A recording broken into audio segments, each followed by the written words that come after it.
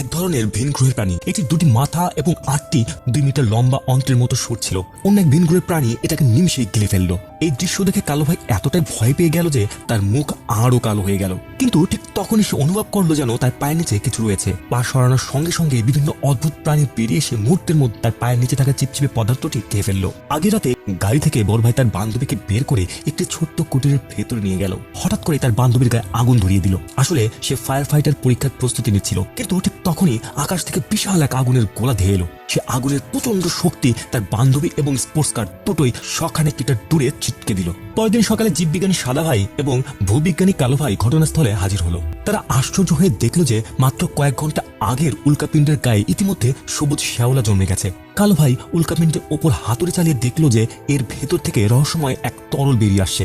ল্যাবরেটরিতে ফিরে এসে সাদা ভাই সেগুলোকে মাইক্রোস্কোপের নিচে রাখলো এবং চমকে উঠলো। সেগুলো দ্রুত গতিতে বিভাজিত হচ্ছিল।